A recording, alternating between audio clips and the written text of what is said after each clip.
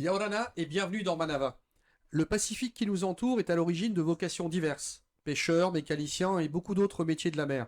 Depuis 50 ans, le CMMPF forme les professionnels de la mer et nous en parlons aujourd'hui avec Georges Maille qui est directeur du CMMPF, donc le Centre des métiers de la mer de Polynésie française, avec Fabien Duval qui est responsable des études au Centre des métiers de la mer et Nanou Amaï qui est stagiaire pour le brevet mécanicien 250 kW. Messieurs, bienvenue à vous trois, ravi de vous accueillir sur ce plateau. Georges, première question pour toi.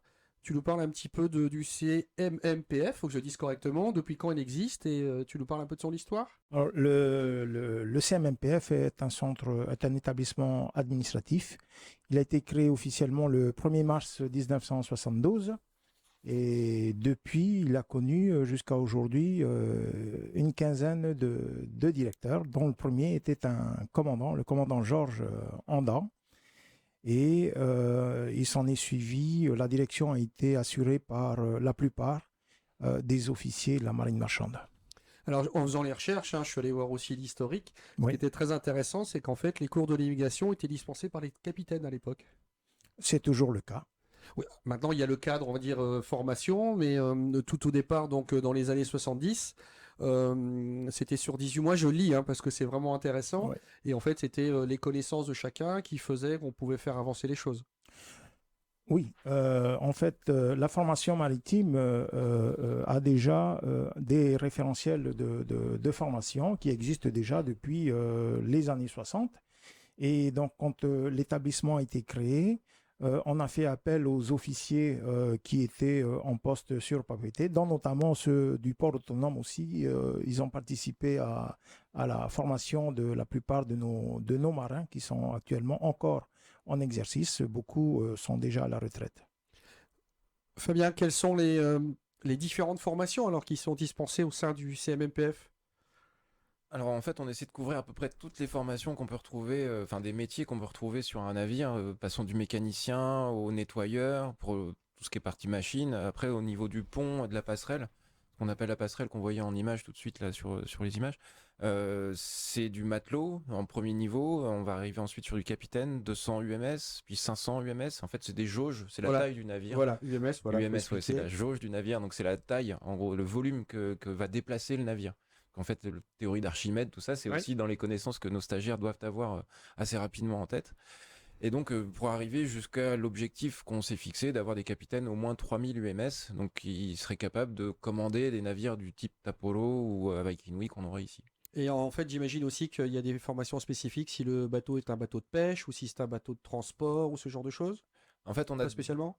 si, particulièrement ici, parce qu'on a deux types de réglementations applicables. Finalement, on a vraiment la réglementation internationale qui va s'appliquer sur les navires de commerce, du type Tapolo avec Inouï, et tout ce qui est pêche, par contre, est vraiment régi par le pays en lui-même. Donc la direction polynésienne des affaires maritimes, qui est différente du service des affaires maritimes qui dépend de l'État pour cette partie-là. Donc les personnes peuvent prendre des formations régulièrement pour changer de grade ou on appelle ça comment? De grade, Absolument. de Ouais, niveau? de grade, non, c'est plus réservé aux militaires. D'accord. Je suis Voilà. désolé, Nanois. Mais voilà. Les grades sont plus réservés aux militaires. Pour nous, on va parler.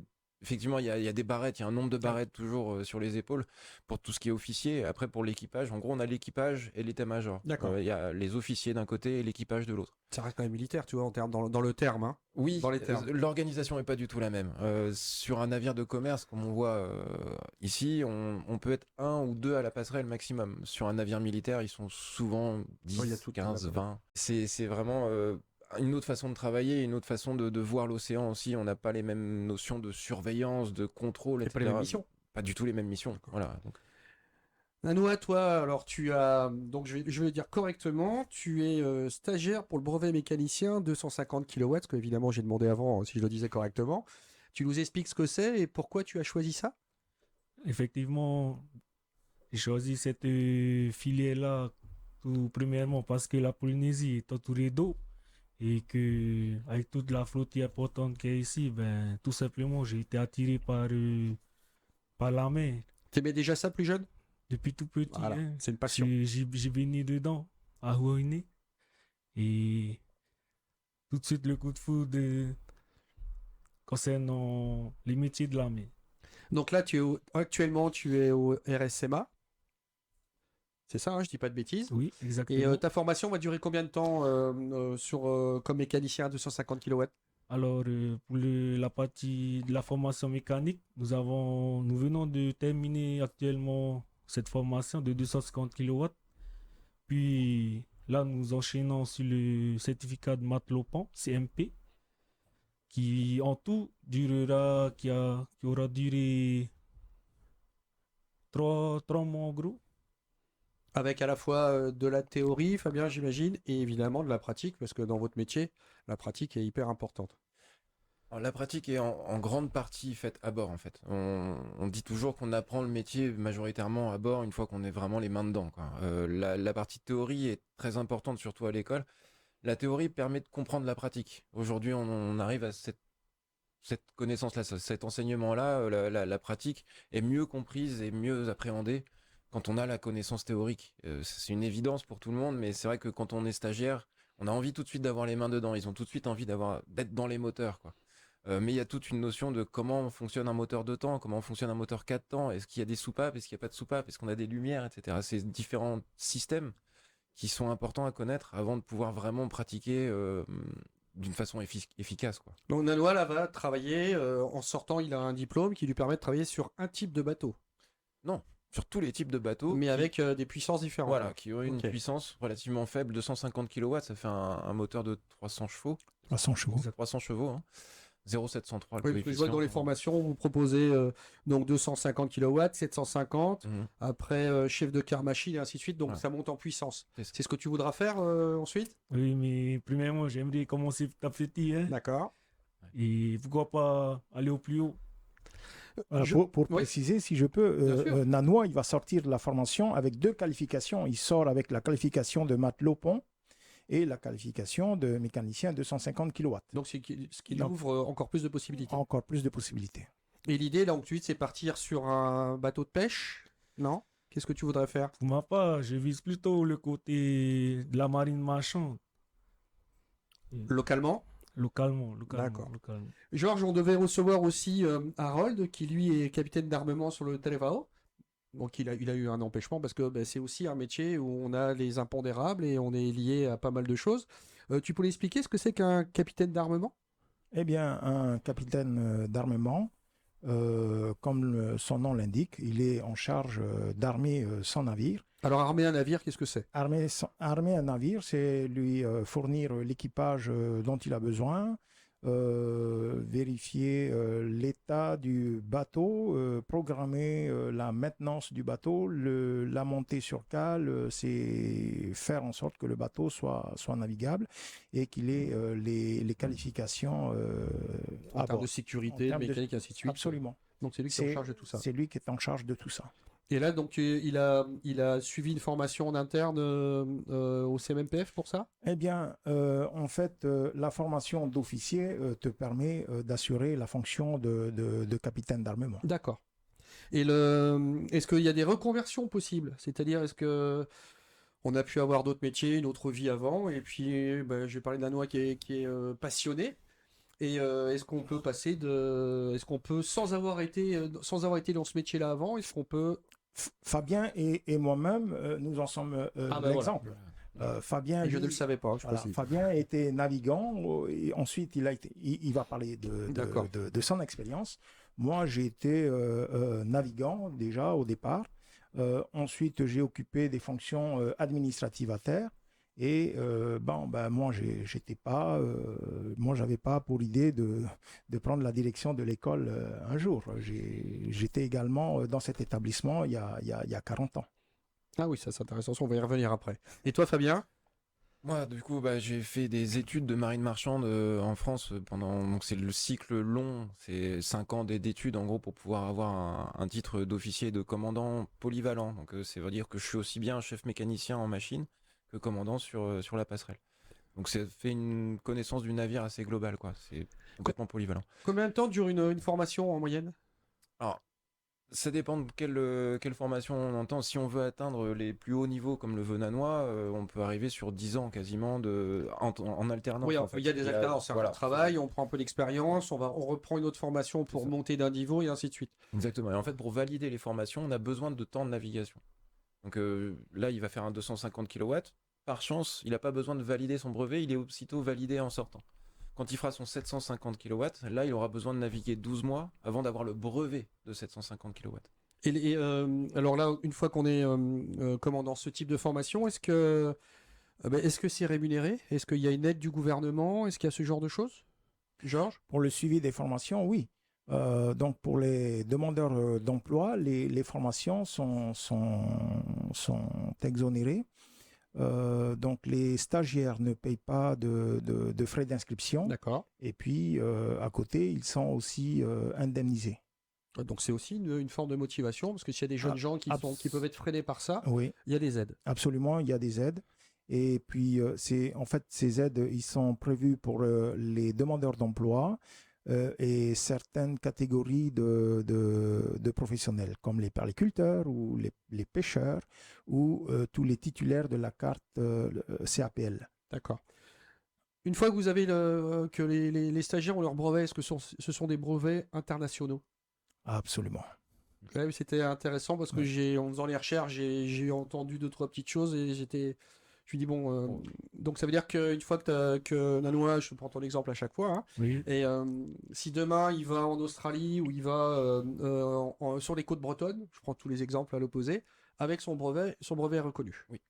Bah, au niveau du commerce, oui. Au niveau des mécaniciens et des commandants et des capitaines, oui. On a des formations qui sont reconnues à l'international puisqu'elles sont validées en fait par l'État français et qui est reconnu au niveau de l'OMI, l'Organisation C'est maritime important de le préciser internationale, parce que c'est un vrai brevet qui a un vrai fond et une vraie identité. et qui ouvre des portes sur tout le globe en fait, hein, vraiment avec des possibilités de naviguer n'importe où, que ce soit aux Philippines ou en Australie ou au Brésil ou n'importe où. Par contre, pour les brevets de pêche locaux, là c'est vraiment polynésien. Et Oui, donc parce que c'est pas applicable les brevets type brevet de capitaine de pêche au large qu'on a ici, le BCPL, n'est pas applicable, n'est pas valable finalement en Bretagne. Parce par exemple. qu'il est lié à la typicité de la Polynésie.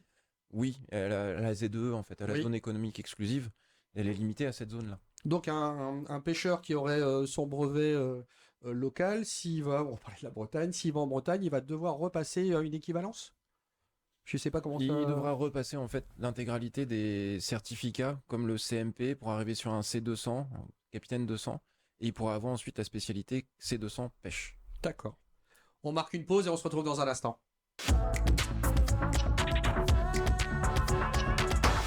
On se retrouve avec nos invités, Georges Maille, qui est directeur du CMMPF, Fabien Duval, qui est responsable des études au CMMPF, et Nanou Hamay, qui est stagiaire pour le brevet mécanicien de 150 kW. Fabien, Oui. une question qui va aider les futurs élèves, c'est comment un ou une élève doit se préparer pour réussir au mieux, c'est-à-dire l'état d'esprit, l'implication et le travail personnel. Avant tout la passion. Avant tout la passion, l'amour de la mer, de l'océan, de la navigation, des étoiles, du ciel, de la nature, de tout ce qui pourra aller avec aussi. C'est par là que passe tout ce qui découle, l'implication, la motivation. Tout va passer par la passion, par cet intérêt pour le métier et pour l'océan. Il ne faut pas venir en se disant, bon, je sais pas quoi trop faire d'autre. Faire Là, ça par défaut, c'est très dommage.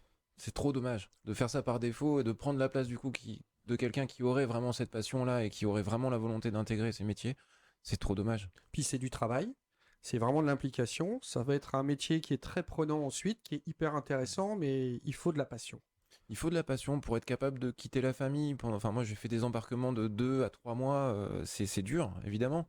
Mais quand on se réveille le matin, on prend le car à 4 heures, on fait le 4 à 8, on a un lever de soleil magnifique, on a les baleines qui sont juste en face avec des jets d'eau partout. C'est juste magique. Je vois les yeux de Nanoa quand on est en train d'en parler. Ça fait briller. La passion, on la voit chez lui, hein, je te le promets. Hein. Mais c'est vraiment ça, ce métier. C'est vraiment ce côté passion, quoi. Alors, au niveau du CMMPF, je vais poser la question à Georges ou à Fabien, vous me direz. C'est Georges, en termes de matériel, vous disposez de quoi? D'un bateau école, de simulateur? Comment ça fonctionne? Alors, l'établissement dispose d'une vedette, déjà, pour nos essais, pour nos exercices de navigation, de manœuvre. On dispose également de simulateurs de navigation, les bancs didactiques en électricité, hydraulique, C'est-à-dire que les élèves, concrètement, vont mettre les mains dans le simulateur et vous allez leur dire il y a telle chose à modifier, telle chose à régler. C'est du concret. C'est du concret, ils sont mis en conditions réelles à bord ou en machine. Nanoa, une journée de formation, explique-nous une journée type pour toi, comment ça fonctionne au sein de la formation. Alors, une journée type au CMMPF, ben, on commence dès 7 heures du matin avec, en premièrement, la partie théorique avec plusieurs parties du dossier de la formation concernée à apprendre, à lire. Et vient la deuxième partie l'après-midi, la théorie, où on met en pratique tout ce qu'on a appris sur les différentes machines ou moteurs à réparer. À... T'as les mains dedans, quoi. C'est ça. Là, il faut être capable de pouvoir réparer Exactement. n'importe quelle panne sur ce type de moteur. C'est ça le principe. Et tout type de moteur. Oui, après, Surtout, sur le des moteur niveaux, bien diesel, sûr, voilà, oui. c'est un certain type. Georges parlait tout de suite des bancs didactiques. On a sur de l'hydraulique, donc le fonctionnement des vérins, par exemple, le fonctionnement des levées de charge, des choses comme ça. La frigo, qui est un gros morceau aussi. Tout ce qui est réfrigération, climatisation, c'est tout un domaine. L'électricité, l'automatisme. Il y a aussi tout ce qui est hygiène, sécurité, environnement. Il y a enfin tout un pan de compétences et de connaissances qui sont à acquérir, qui sont très vastes. On a une petite ville sur un navire en fait. Donc faut être C'est vrai, capable de oui, tout puis en faire. plus, quand on est au milieu de l'océan, il faut pouvoir régler tous les problèmes. C'est ça. Il faut être polyvalent. C'est exactement ça. Mm. On parlait de passion, mais est-ce que les élèves ont besoin d'avoir une formation particulière en amont? C'est-à-dire, est-ce qu'il faut avoir certaines facilités en maths ou en ce genre de choses, où la passion va suffire et après c'est du travail. C'est du travail. La passion peut suffire et c'est essentiellement du travail. Il n'y a pas de prérequis. Ce qu'on Voilà. appelle les prérequis Ouais, dans c'est ça. les conditions d'admission en formation, il n'y a aucun prérequis. Donc on n'a pas besoin d'avoir un CAP, un bac ou quoi que ce soit pour pouvoir entrer en formation. Après, on peut mettre en place des remises à niveau pour certains stagiaires s'il y a besoin en mathématiques, en physique, Pour les aider, quoi, très voilà, clairement. pour les aider un petit peu à rattraper les wagons parce que c'est vrai qu'on a parfois des difficultés sur des notions de base en maths qu'on doit avoir pour calculer de l'électricité, Bien par sûr. exemple, hein, les U égale RI que beaucoup connaissent. Il faut savoir manipuler ces équations-là et pour pouvoir trouver nos résultats probants. Donc ça, c'est des notions de maths qui sont parfois un peu à rappeler en début de formation. Mais une fois qu'ils sont lancés et qu'ils ont la passion, il n'y a aucun souci. Combien vous avez d'élèves par an, Georges? Eh bien, on a en moyenne à peu près 260 pour les formations longue durée et à peu près, ben, pareil, 250 pour les formations spécifiques qui viennent pour les revalidations de titres et de certificats. Donc, ce qui nous fait à peu près 500 stagiaires tous les ans. Et ça, c'est le marché polynésien qui les absorbe en termes d'emploi? Eh bien, c'est ce qu'on espère. Mhm. Que ce soit, mais aujourd'hui, on a du mal, les jeunes ont du mal à trouver des embarquements, alors que la profession en manque. Alors Georges, vous avez pas mal d'élèves donc chaque année, comme tu nous disais. Et est-ce qu'il y a on va dire, des nouveaux emplois, de nouveaux débouchés, peut-être sur le loisir, dans les îles, et on a plus de demandes? Eh bien, les marins, ils sont attendus dans le milieu, dans le secteur la marine marchande, du yachting, des loisirs et puis du charter. Euh, Là, de nouveaux bateaux vont sortir de chantier. On va en recevoir cette année, l'année prochaine et l'année d'après. Il faudra donc armer tous ces navires. Et nous avons aussi la situation des marins dérogataires qui ont besoin de se former pour exercer, comment dirais-je, Se régulariser. oui, pour régulariser en Alors fait, la situation. expliquez ce que c'est que marin dérogataire. Dérogataire. Alors, c'est un marin qui exerce une fonction, mais qui n'a pas forcément les qualifications. C'est plus Les avec l'expérience. brevets, voilà, c'est plus l'expérience. Donc, il a besoin aujourd'hui d'être titulaire du brevet pour exercer sa fonction. Donc je vois sur la liste des formations, brevet de capitaine, 200 voiles. Donc là, on parle sur le yachting, sur ce genre de choses.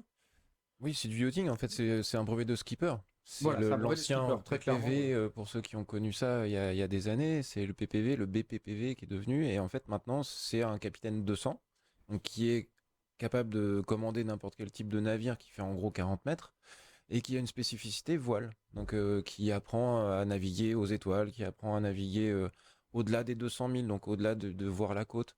voilà, avec des techniques un peu particulières et qui est vraiment focalisé sur la voile. Et donc l'idée, c'est qu'eux, en termes de, on va dire, de nouveaux emplois ou de développement, puisque la Polynésie est liée à son développement touristique, là aussi, il y a un débouché. Là, il y a des débouchés partout sur toutes les îles de Polynésie. Ouais. Et on parlait tout à l'heure de spécificité pour les pêcheurs liés à la Z2E. Mhm. Est-ce que c'est la même chose pour la voile ou pour le coup, là, le diplôme, lui, est lié à l'ensemble de la planète? C'est un diplôme international. C'est un diplôme brevet international. Voilà. Donc après, tu peux les skipper n'importe où. N'importe où. Nanoa, toi, donc, tu as les mains dans le moteur, tu aimes ça, mais est-ce que la notion de voile te plaît aussi? Oh, je vais pas dire qu'elle me plaît pas, mais Moins, ça t'intéresse moins? voilà, ça. Mais voilà, il y a moyen de faire quelque chose avec. Tu te vois, donc là, l'idée, donc, c'est que tu es sur du 250. Ensuite, faire ton expérience, passer sur du 750, pardon, oui. Là, je suis obligé de regarder la liste parce que pour moi, c'est compliqué. Et l'idée, c'est peut-être un jour d'avoir ton propre bateau. Pourquoi pas? On a le droit de, Pourquoi ben, on a pas, le droit déjà, pourquoi pas. il faut de l'ambition, déjà. Exactement. Pourquoi pas avoir son propre bateau, hein? Comment est-ce qu'on peut encourager les élèves? Comment est-ce qu'on peut solliciter, pas le citer, mais comment est-ce qu'on peut susciter des vocations? Qu'est-ce qui fait qu'on pourrait leur dire, jeunes gens, venez nous voir, on a plein de choses sympas à vous montrer? Bah, déjà, les débouchés, hein, les postes qui sont attendus sur les quais, que ce soit au commerce, au charter nautique, à la pêche, et ensuite bah, l'aventure. Eh oui, faut pas l'oublier, ça c'est une Oui. partie, comme tu disais fort justement Fabien, c'est que t'es de quart le matin, enfin 4 heures, et que tu vois le lever de soleil, il y a quelque chose de magique. Ouais. Donc faut Ouais, pas et puis, l'oublier. enfin, de traverser 3 fois le Pacifique en moins de 3 mois, de faire des navigations. Enfin, on a rapidement fait 3 fois le tour du monde quand on est en marine marchande. Moi, je l'ai fait 6 fois, je crois. J'avais fait le total en tout, on était à 6 fois. C'est sur 10 ans de carrière, c'est rien, quoi, en fait. On voit une photo intéressante derrière, est-ce que c'est un métier qui se féminise? Beaucoup. Côté des officiers, en tout cas, de plus en plus. Alors, même sur les formations qu'on peut délivrer au centre, on a de plus en plus de femmes. En moyenne, on a 2 à 3 par promotion, ce qui est déjà un fort progrès comparé à 100% masculin auparavant. Chez les officiers, là, on voyait des images de Monsieur Baudu de Marseille et d'une ancienne élève aussi que j'ai eue à l'ENSEM du Havre. Euh, Chez les officiers, aujourd'hui, on a quasiment 10 femmes, enfin 50-50, quoi. Puis il y a une réalité, c'est que les bateaux sont un peu plus modernes, donc en termes de promiscuité, c'est Ouais. plus facile aussi à bord, hein, on va être, on va dire, Oui. pragmatique. Ouais. Donc ça s'ouvre de plus en plus. Et en Polynésie, c'est un métier qui attire les femmes, les jeunes femmes? Pas encore suffisamment? Ben, C'est très masculin? on a quand même beaucoup, enfin beaucoup, dans chaque session, il y a quand même trois femmes par session. Donc c'est de plus en plus que les femmes sont intéressées par les métiers de la mer. C'est une très bonne chose. Ouais, absolument, oui. Vous donnez des formations à Tahiti, mais j'ai vu que vous donniez aussi des formations dans les îles. Oui, alors les formations délocalisées, c'est plus pour le secteur de la pêche et la perliculture, les greffeurs. Donc cela se passe sur notre site de Rangiroa ou directement dans les communes demandeurs de formation. On en a fait sur Rurutu, à Makemo, aux Marquises, un peu partout, hein, quasiment dans toute la Polynésie. Nanoa, c'est toi qui vas avoir le mot de la fin. Si tu devais donner quelques conseils aux futurs élèves, quels conseils tu leur donnerais? Ben, n'hésitez pas, hein. Foncez, Travailler. travaillez énormément et venez. Tu les encourages. Il faut. Voilà. Un C'est message d'encouragement. Et Fabien voulait dire un petit mot aussi. Non, moi je me disais que c'était surtout un métier d'avenir. Pardon, que c'était vraiment un métier d'avenir, que c'était un métier, alors passion, oui, ça on l'a déjà dit, mais surtout avec des perspectives qui sont perspectives d'emploi, perspectives de carrière, perspectives de vie en général, qui sont très satisfaisantes pour les marins dans le cœur. Je crois qu'en Polynésie, on a un peu tous de l'eau de mer dans les veines. Et ça fait partie de notre culture, vraiment, l'océan. Et donc de pouvoir y vivre, c'est quelque chose d'avenir, vraiment. Ben voilà, ça sera la conclusion. Messieurs, merci d'avoir accepté notre invitation. voilà. Bon week-end sur TNTV et à lundi.